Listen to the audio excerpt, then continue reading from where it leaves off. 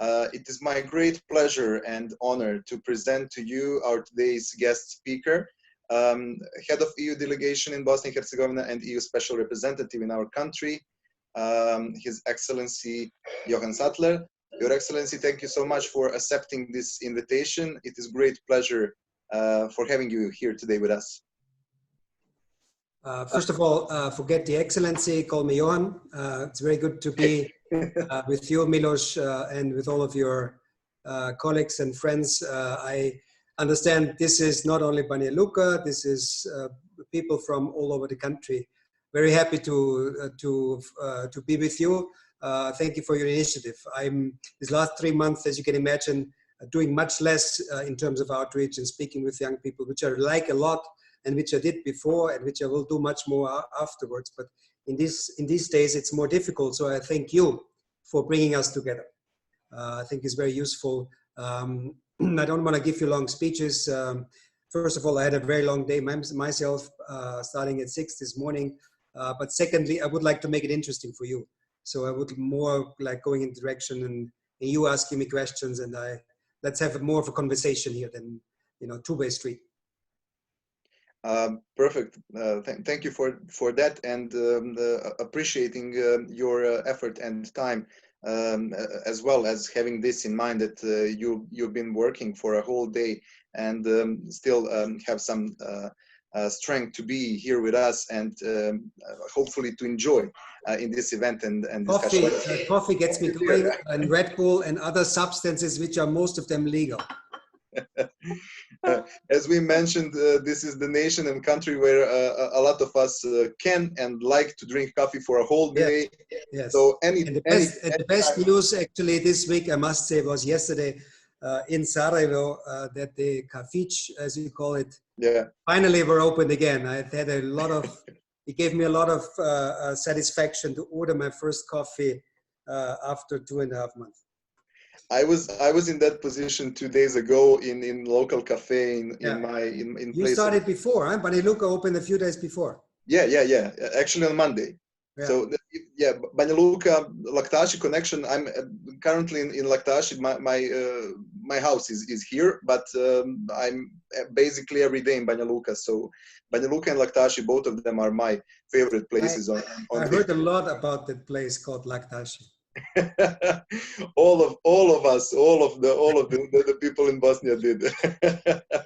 Yeah, and I was in position 2 days ago to drink the coffee in cafe in the central square in Laktaši, and it was somehow weird for me, like having coffee in a cafe like after 2 months.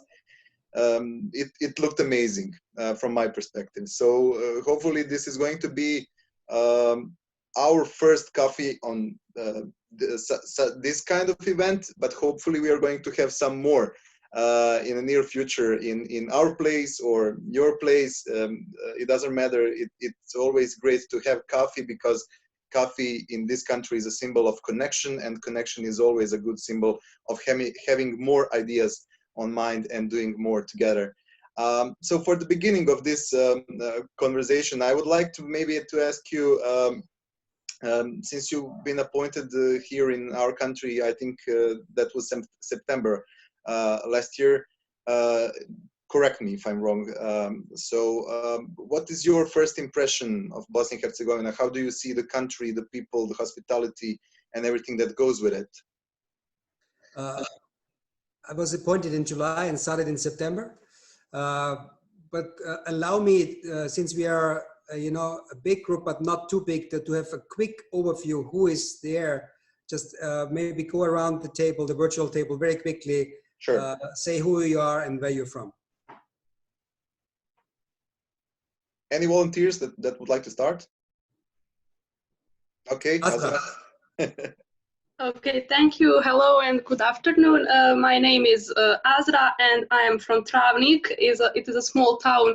It is near Banja Luka, but also near Sarajevo. It's somewhere between Banja Luka and Sarajevo, actually, but I'm studying in Sarajevo, and I am studying international relations and diplomacy, so I am very interested in those conversations. So thank you, Cerebra, for preparing this for us.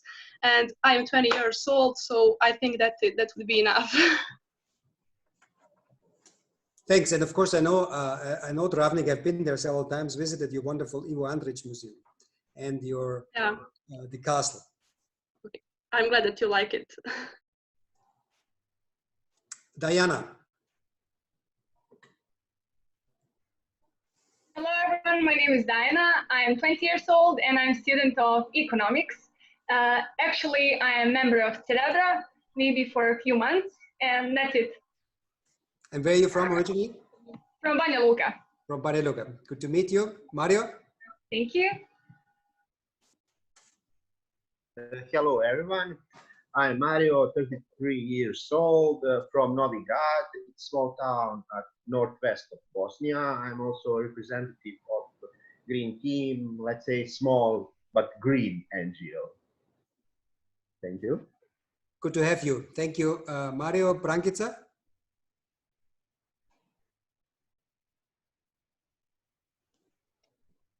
Is Brankica there?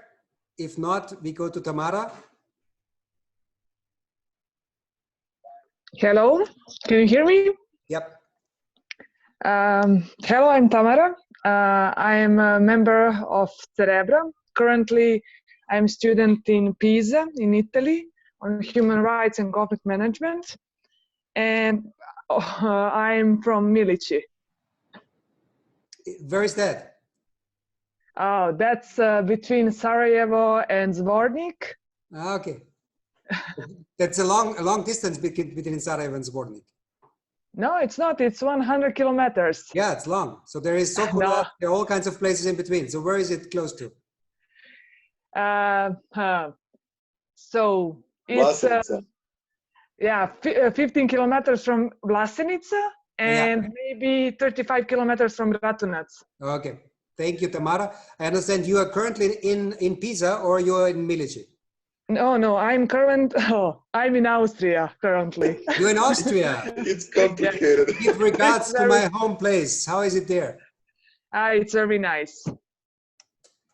So you got stuck in between Pisa and Milici in Austria. Yes, something like that. Globalization is a great thing, isn't it? Yeah. Thank you, Anastasia. Hello, my name is Anastasia Vlatkovic. I'm from Trebinje, a small sunny town in the south of Bosnia and Herzegovina. I'm currently studying in Vienna, political science. Wow. And I'm doing my internship at the Formation of Bosnia and Herzegovina for United Nations and OSCE. Yes, and this is my third coffee with Cerebra, and I'm very happy to be here again. Thank you, Anastasia, for joining us. And how is the weather in Vienna? Today it's quite cloudy and colder than the previous days, so it's not very nice. Well, but we're in better shape here in Sarajevo. Yeah, previous weeks were really nice and sunny, but now it's not so much. Thank you, Anastasia. Kirill? Hello, my name is Kirill. I'm actually from Lithuania. I'm not from Bosnia and Herzegovina. I kind of joined just to listen because I was invited by a friend from Bosnia. Okay, and where are you physically at the moment? I'm in Lithuania right now. In Lithuania, and you study there? And you're studying there? Yes. Okay.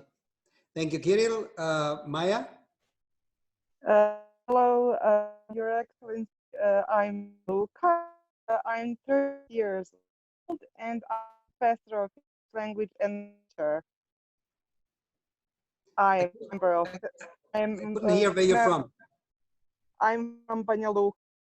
Okay. Born here, and I'm a member of Cerebra. Thank you very much, Maya. Rahman, are you there? I don't think so. Yeah, he actually, if I may, just to say a few words, he actually wrote me on a Zoom group chat. He said that he's from Indonesia, and he's interesting about studying it in our country, and he has a bit of scare because he's not a really good English speaker. So I'm guessing that's the problem here, but basically it is a pleasure to see that this Coffee With went actually worldwide. Amazing. Yeah. Then we have still Milos. You already introduced yourself. We have another Milos, yeah. Yeah, my name is Milos. I'm 34 years old and a youth worker and involved in the youth sector almost 17 years. And where are you from? I'm from BiH. BiH. So we have a strong BiH presence today. Then I see Milan.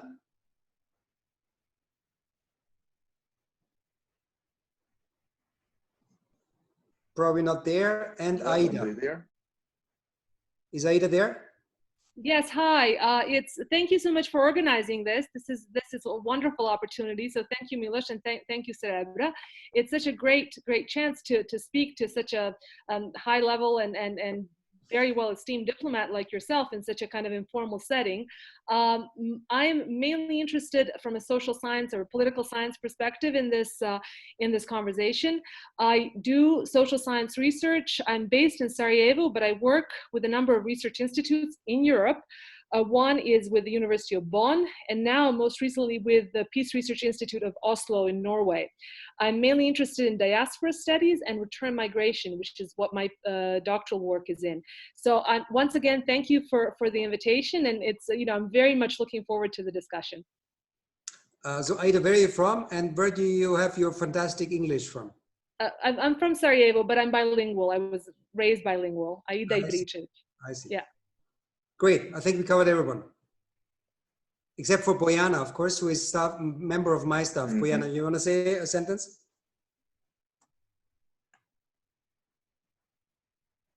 Maybe she doesn't hear. I do hear. Sorry, we have a little bit of wireless issues in the office. Hello, everyone. My name is Bojana. I work for Communication Office of the European Union in Bosnia and Herzegovina. Pleasure to talk to you all, and pleasure to actually listen to all of you.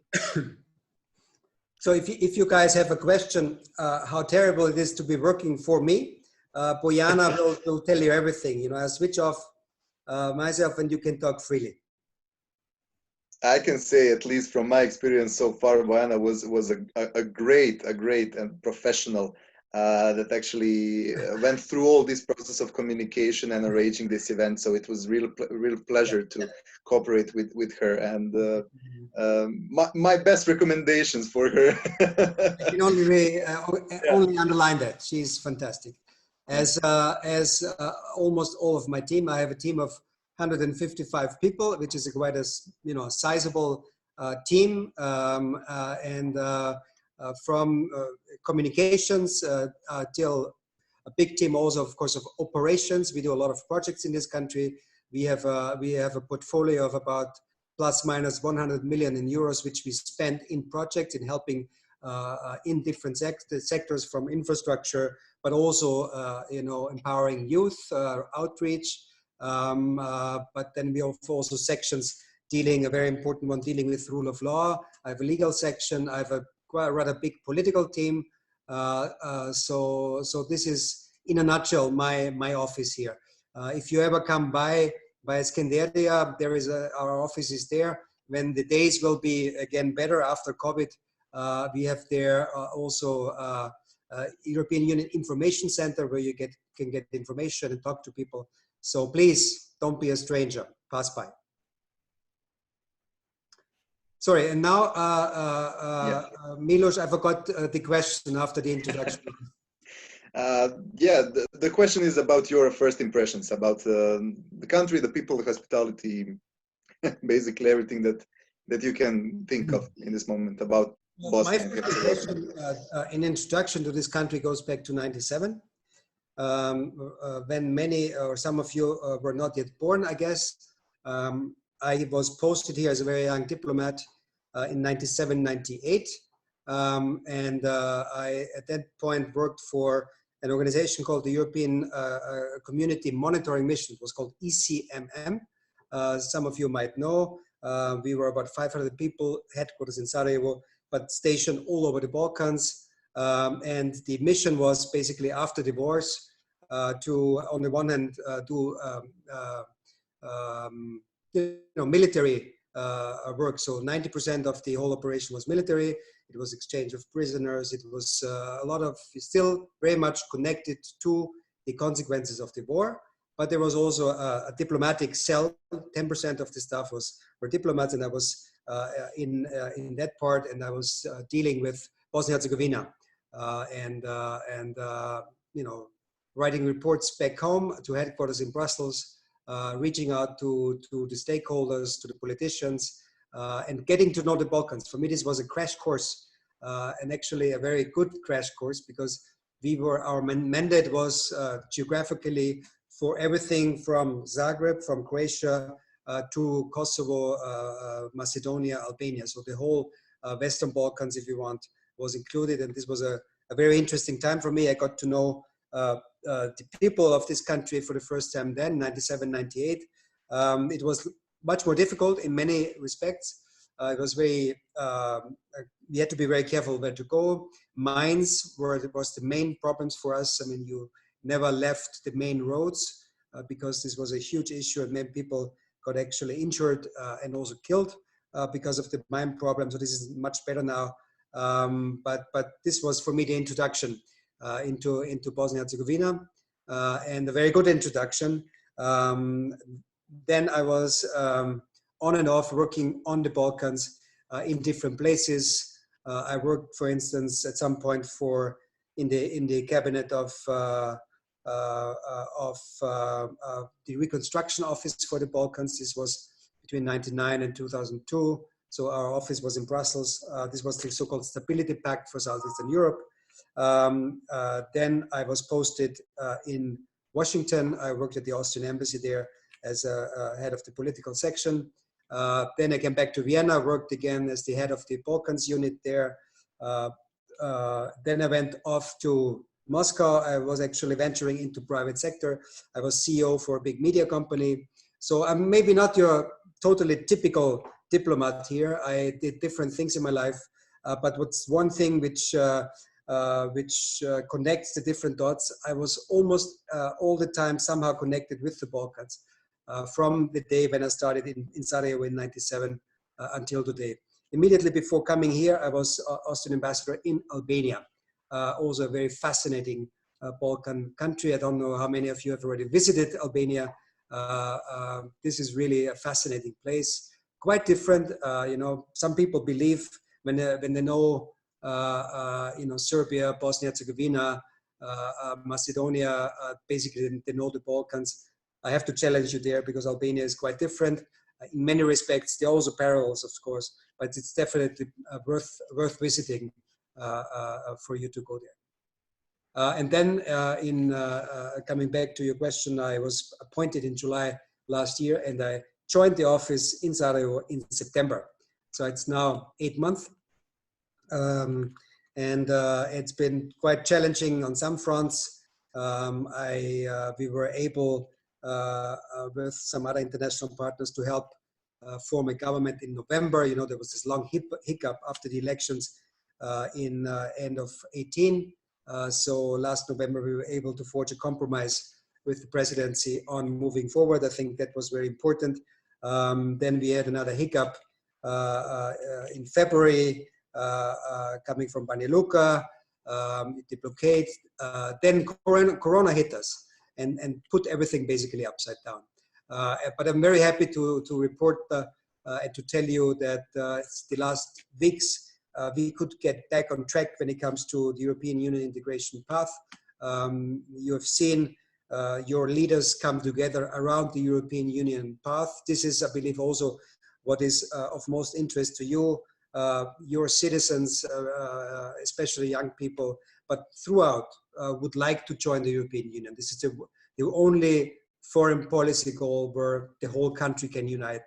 And we have about between 70 and 80%, if you ask people, opinion polls, who would really love to join the European Union. And I'm very happy that in these last weeks, we got some progress there. There was the Zagreb summit last week, although it was a virtual table, but still it was very important that all leaders of the European Union, all 27 heads of state or government were there. plus the 6 Western Balkan leaders. From BiH, we had President Jaferovic, who participated and had a positive message.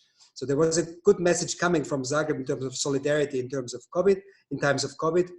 You've seen quite a generous package in terms of help for BiH and the region, but also secondly, very important, and what I really appreciated, that Mr. Jaferovic could report progress, could report at least that the leaders agreed on a way forward. I think that was very important.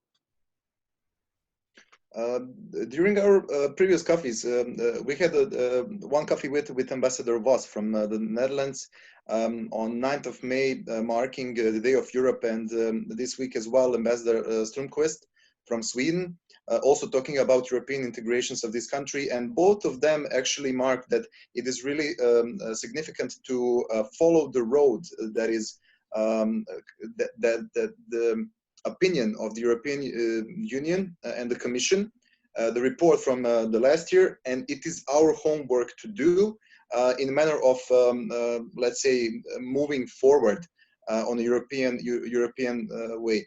Somehow, even you mentioned the summit in Zagreb last week. Still, in our local media, TV stations, for example, we could have seen maybe some kind of like disappointment of a local public, because there was no I think it was about the word what was the word, enlargement, because there was not enlargement in that draft and document that was adopted on Zagreb summit. But the point here is that even though we have the opinion, even though we do know what is our homework, we are still stick to something that is less important than the real things and reforms on our European way. How would you maybe comment on that? What happened with that thing of saying just one word, enlargement? Well, to be honest, I don't pay too much attention to these kind of reports. And I mean, we are in our modern day communication age where everybody is a commentator, and in this country you have at least 1 million political commentators. I mean, it's fair, it's freedom of speech. I have no issue with that, but I don't pay too much attention to this criticism that one word was missing from the declaration, enlargement.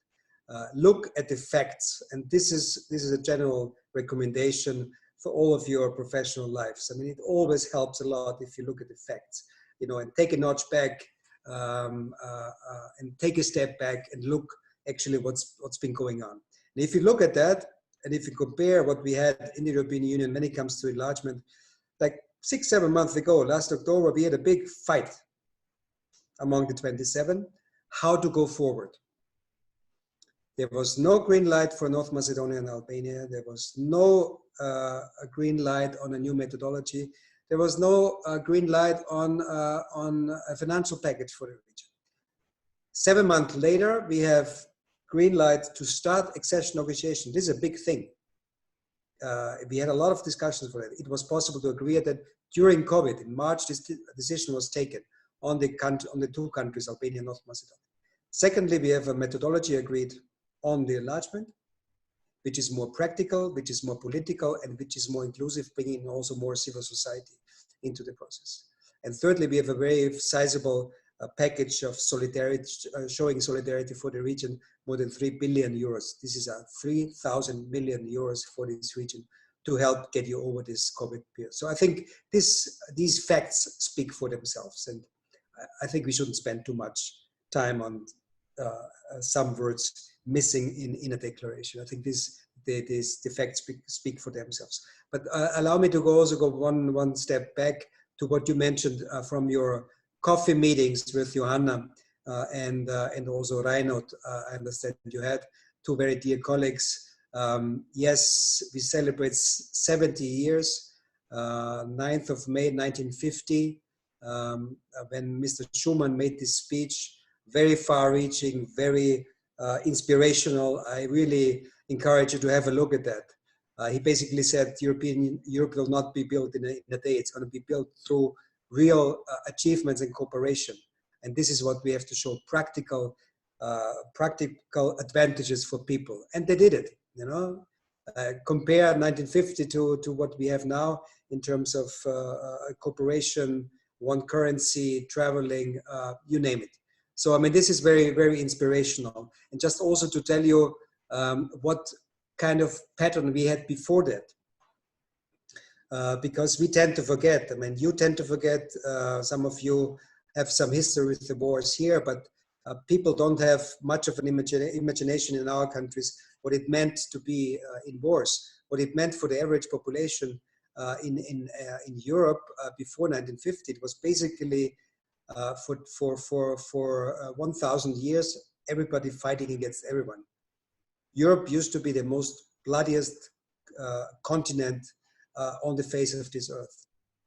Just in the period 200 years before Schumann's speech, from 1750 until 1950, there were about 120 wars, 120. So it's just, I mean, sometimes we forget it, but this is basically the basic principles of the European Union, is to get over that legacy of wars and trying to solve conflict through wars. So peace and solidarity, these are the two main principles of the European Union, and they are as valid in 1950 as they are today in 2020. I think we must never forget, and I think also you have a strong role to play in that, to always keep reminding that, you know, in spite of all our differences, and there's a lot we can discuss, especially in Bosnia and Herzegovina, but listen guys, you know, we have to get our act together. It's way too easy to resolve to nationalism. It's way too easy, you know, when we look now ahead of this mass, which is going to take place 2 days from now. I mean, the temperature is going up way, way too high, if you ask me. I had an interview yesterday also involving that topic. I think everybody needs to take a step back, you know.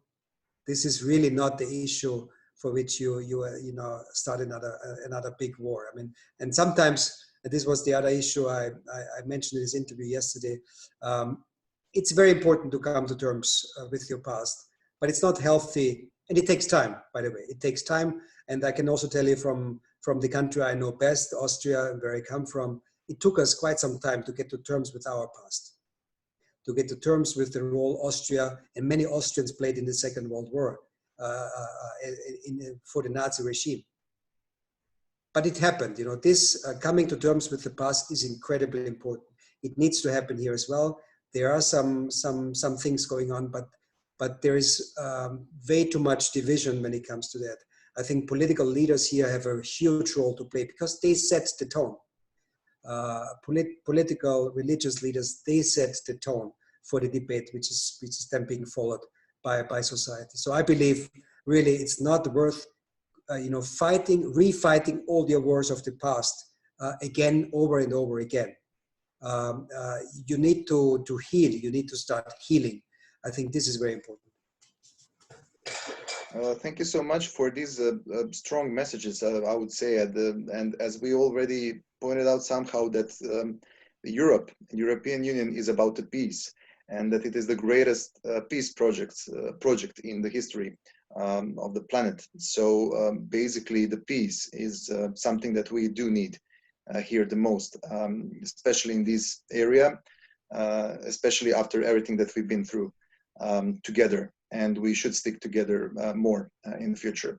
But as I agreed previously, before this event started, not to go any more further in the politics and to make a positive vibration of this event here, I would maybe go with some kind of personal topics there. I saw that you, among other experiences in diplomatic career and life, you have the experience of a diplomatic academy in Vienna. I hope that's right.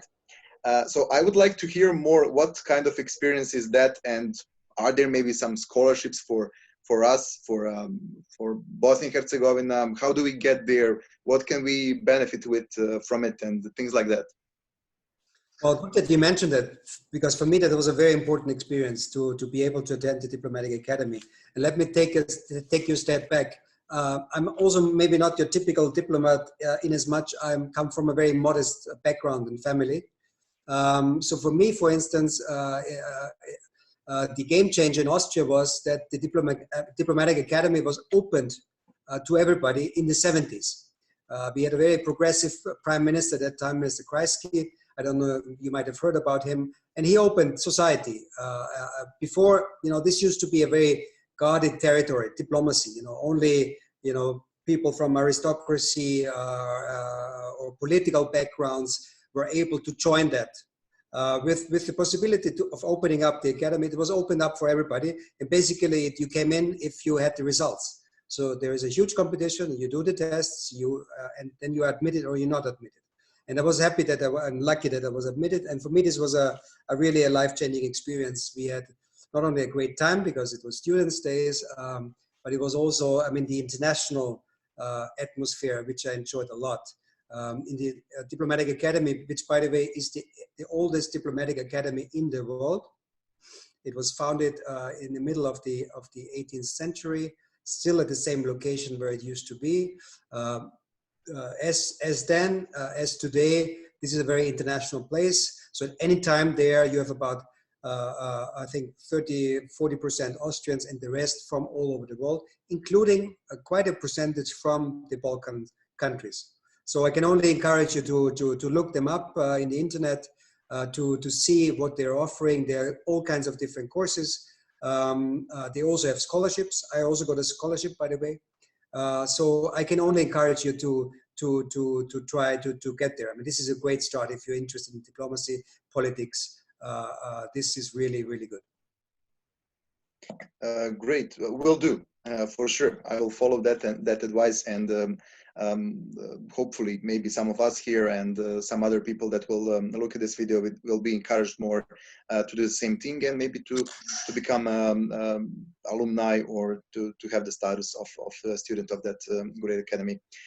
Also, what I wanted to ask here is that we all know that the European Union is investing a lot here, help, support through the funds, opportunities, money, exchanges, financial, technical support towards European integration, European path, and things like that. Cerebra is an NGO. We are dealing with the young people. We are currently engaged a lot in the youth sector here. So maybe I would like to hear more. Also, I guess it would be interesting for the rest of the crew here, as basically how can we be more involved, and what are the steps for us as NGOs to be made in the future, to be more engaged, not just with the European Union, but towards the as well European integrations of this country. A couple of points. I've been, especially during this last crazy 3 months, when we were really at the, when our focus was to save lives and to come in very quickly with the necessary equipment. We were able to find very quickly 7 million euros, which only for Bosnia and Herzegovina, only for medical equipment, which half of it already distributed. The other half is coming in from protective equipment, masks, but also respirators, also X-ray machines, stuff for hospitals which are not there. Unfortunately, the health system, know much better than me in BiH, is very problematic. So we were able to come in with that money quickly. But in that very phase, I had the chance to meet a lot of young people and young volunteers, especially. I was very impressed. I met great guys up in Banja Luka, for instance, this Mosaic Prijateljstvo. They are doing a great job. So we were able to help them with one additional kitchen equipment, which allows them to have 800 meals more per day. So this is really very concrete stuff we did there, and with the help of young people, they are distributing that in Banja Luka. In Mostar, we had this wonderful young team who look after the homeless people. Here in Sarajevo, we worked very closely with Team Volontera. I don't know if you know them. So I had a lot of very positive experience with your young people who are now in this difficult time pulled up their sleeves and started helping. I think this is very important. This was was very positive for me to see that you are active and your youth is very active.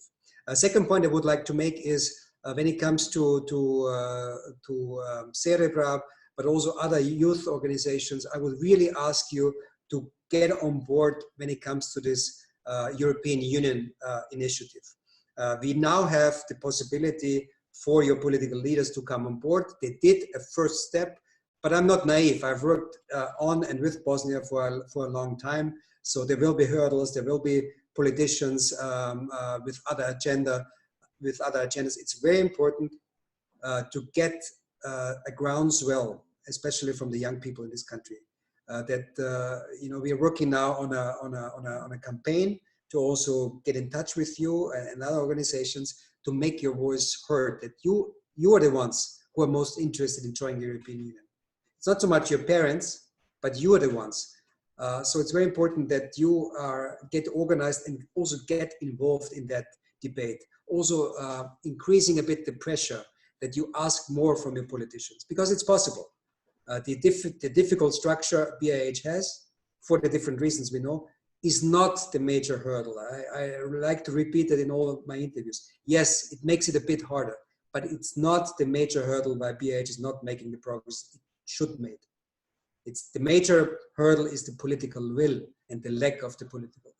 So I think in that respect, I can really only encourage you to come on board and to help us produce this pressure, which makes it much easier to move forward for Bosnia for Bosnia-Herzegovina on the European path.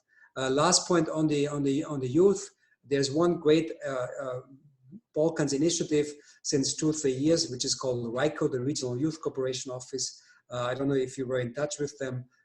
Actually, we have an advisory board member here, Miloš Blagojević. He is in a mandate right now. The mandate is about to expire in a few days, weeks, or months. I'm not sure, but he was involved from the early beginning, as he was previously Secretary General and President of the Youth Council of Republic of Srpska. Yeah. I don't to preach to the converted. I mean, you know what it is. This is fantastic. This is basically based on the German Franco Youth Exchange, which is the most successful reconciliation project of the 20th century. You know, the Franco-German exchange, which started in the 60s, basically, when, you know, at that time, when you were driving as a Frenchman to Germany and the other way around, there were still stones flying after your car. So this was really very bad after the wars. So, but this organization changed a lot in the relationship between the two countries, which were at wars for a long time. Basically, it's about sending youngsters, to the other country, have them stay in a family, go to the school, and come back with a changed mind. It's very easy. We have now started that in the Western Balkans since 2-3 years. Very happy that you know about it. I can only make a strong pitch that the full potential of this organization is used. Actually, here just to be mentioned, today we were in touch with the Secretary General of RICO, Đuro Blanuša. He's also a friend of ours.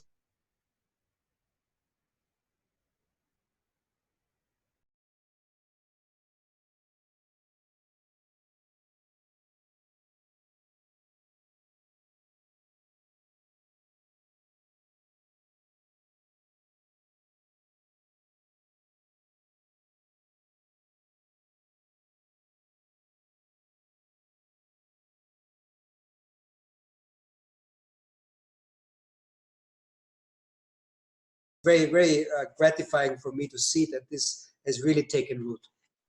And by the way, the thing I wanted to say is this is the only organization where you have a Serb and a Kosovar in the leadership. So Đuro is the head of the Director General, and then you have the deputy who is a Kosovar. Also a beautiful symbol of reconciliation. Yes, Fatos Mustafa. Yeah. Yes.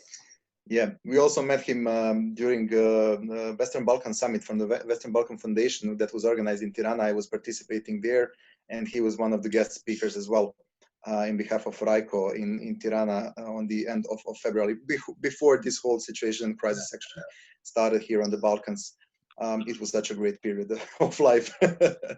One last question from my side, and then we can move maybe for some questions from the audience here, and slowly to start cutting it out, as we know that there is a limitation of time, and appreciating also your other obligations that you have during the day.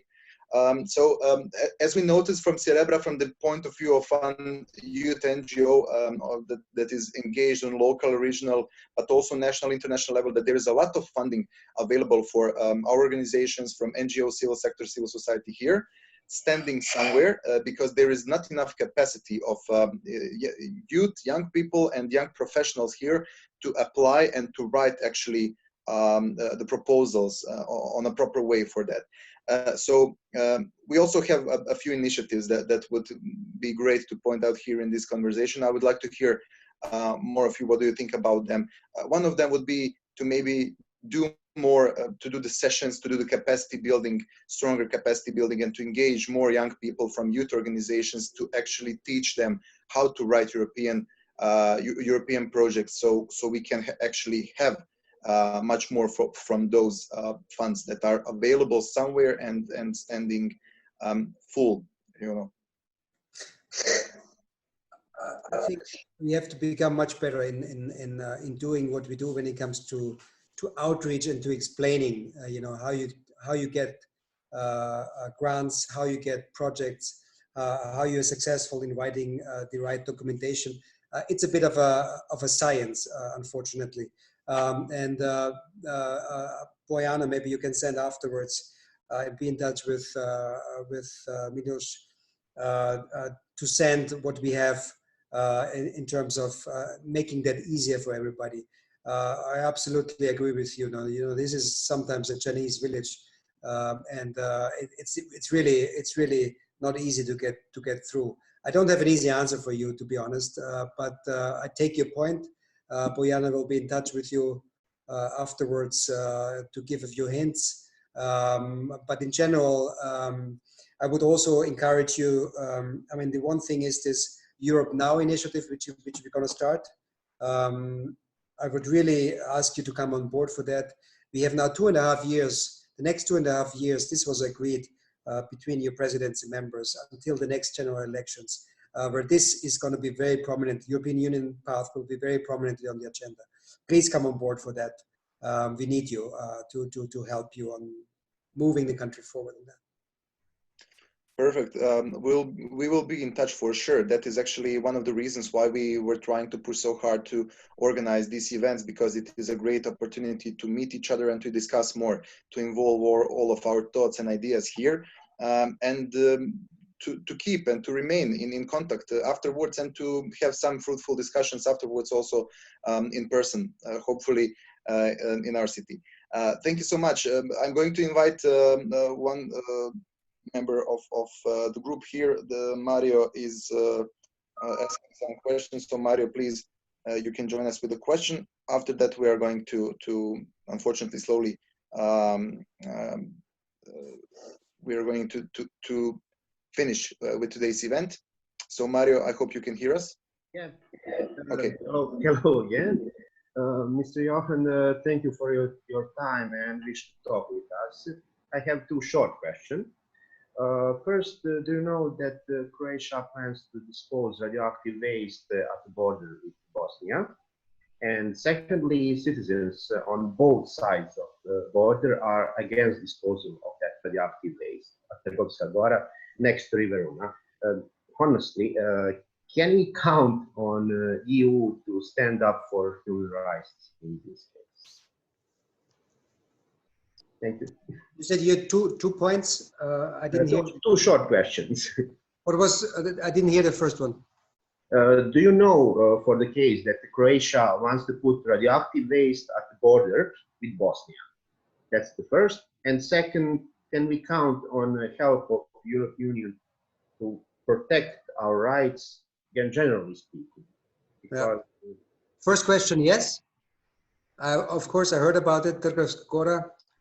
Second question, we are always helping when it comes to protecting the environment. You know, this new European commission team which came in half a year ago. They started with the signature initiatives of Green Europe, Green Deal, even after COVID, and with COVID, this is still remaining the same. So this is not going away. For us, this is also a huge opportunity by the way, for businesses. So there is the need to do it because we see global warming is a fact. It's not a fiction, it's a fact. So we need to act, but also you can become a global leader in technology when it comes to green technologies. And this is a big chance also for Europe. And thirdly, of course, for you, I mean, this is basically you're gonna inherit our world if you want. So it's very important topic also for you to be directly involved. So I'm glad to hear that you are involved in the green movement, Mario, in Bosnia-Herzegovina. I think this is very, very important. I'm always, when I have my talks, go to university, always encourage people really to find their cause. It can be youth empowerment. It can be, standing up for vulnerable groups, standing up for LGBTI, standing up for the environment. Very important that you find your cause and that you become active. I think this is the most important thing and the most important lesson I got when I was studying at university. This is because, without your voice, without the civil society involvement, the initiatives usually go nowhere. So I can only encourage you to continue concretely when it comes to the environment, especially here in Sarajevo. For those of us who live here, I was shocked, to be honest, to see my first winter here after 20 years in 97, 98. It was very bad then, but then people did have no money whatsoever, so everything was burned. Now it's a bit different. So now really I was shocked to see that the environmental situation is still as bad as it was, if not worse. So I think we have to do a lot. We have to really focus on that. And we are putting a lot of money on the table from the European Union side to help fight the pollution. It's absolutely incredible that BiH tops the world list of most polluted cities in winter. A city of 450,000 inhabitants in a very green country with woods and everything is ahead of places like New Delhi and Beijing when it comes to pollution. This is incredible.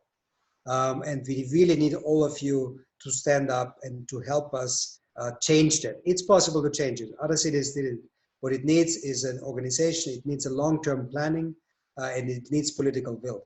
So I can only encourage you to get involved in it. This is basically one of the major battles of your lives, is to save our planet.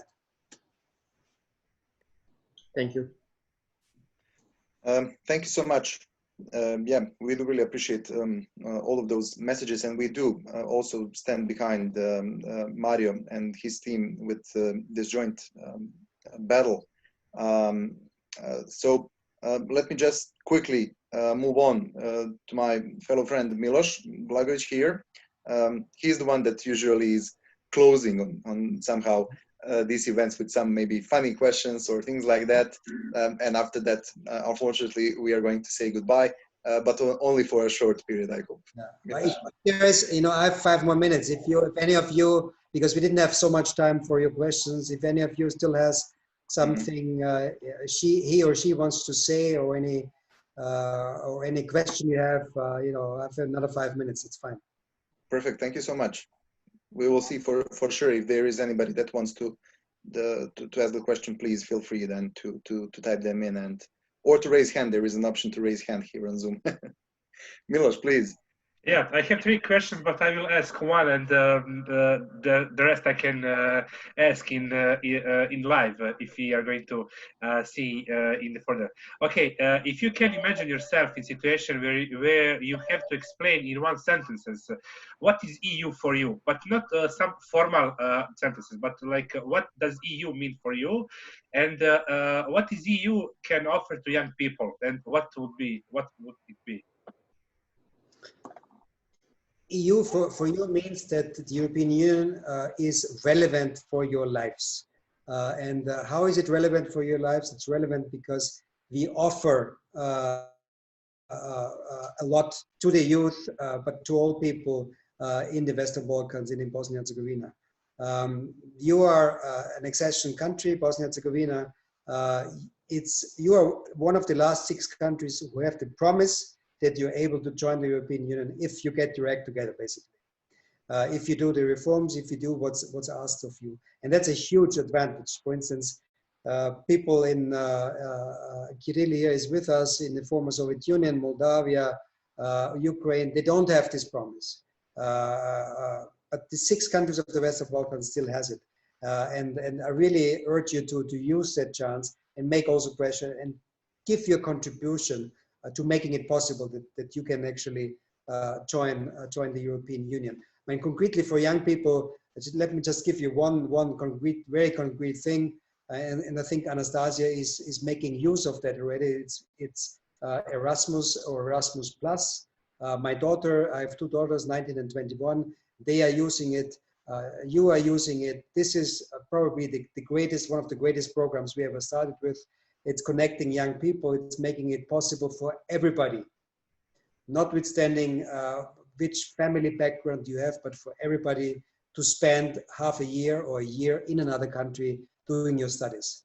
And it's not only students, it's also professional backgrounds. This has been extended now to basically everything, to all areas. And I think this is a very concrete example what EU for you means. It means that it's relevant for you and that you can actually profit very concretely, but also contribute to the European Union idea through doing that. I guess Anastasia agrees with me that it's a great experience. I understand you are studying in Vienna, isn't it?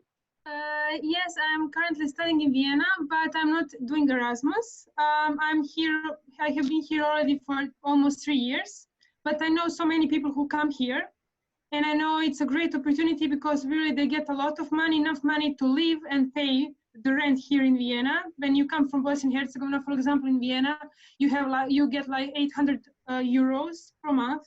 I think that's quite a lot. I mean, enough for a student.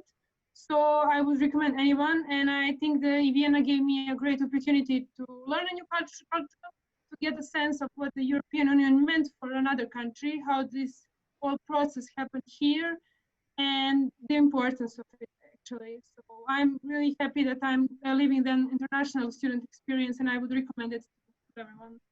Great, thank you. Wasn't Azra in Pisa? Who was in Pisa? Amara.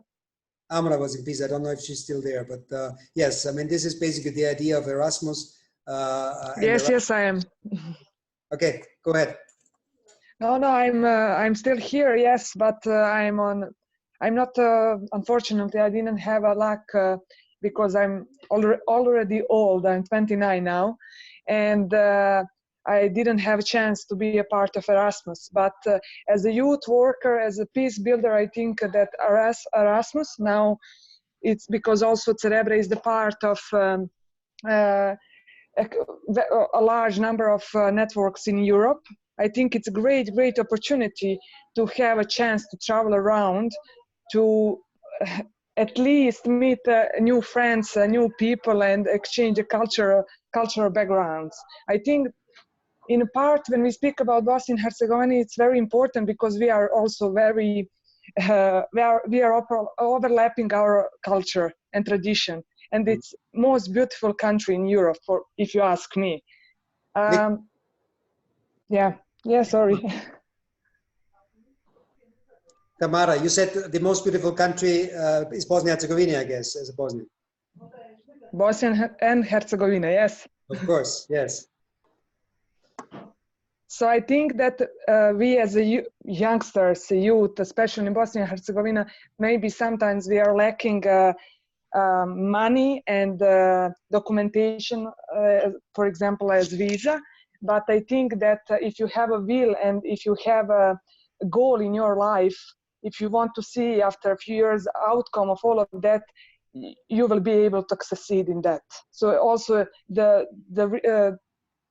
picture image that you can create after all of that, it's big, enormous, and Cerebra doing that in the last few years. Cerebra is a great example. Thank you. Thank you, Tamara, so much. Yes, so we are currently also in Erasmus program. We were applying for this first deadline in February and still waiting for the results for that project as a lead applicant. And we also do have several youth exchanges waiting also for the results. One of them arrived yesterday. We passed, and hopefully we are going to send some of our friends volunteers in Germany and Armenia this year. And also we have several of them also waiting for the approval afterwards. We were also managing with the other organizations, contacts and partners from all across Europe about other youth exchanges and projects of capacity building in the field of youth workers. So yeah, as I mentioned, we are waiting for the results. Hopefully there's going to be a lot of opportunity and chances. Maybe we are still in a position of lack of opportunity because we are, as a Bosnia, we're still not a program, but the partner country in Erasmus Plus program. So we don't have the opportunity to go ahead for several deadlines during the year, but we do have that one but valued deadline on the beginning of the year. And then we do have the whole year basically to prepare our projects for the Erasmus calls. Yeah. Just one sentence on that. This is very high on my agenda. Very concrete example of what I do. I was fighting very hard, for instance, for BiH to get, you know, to participate first of all in Erasmus Plus.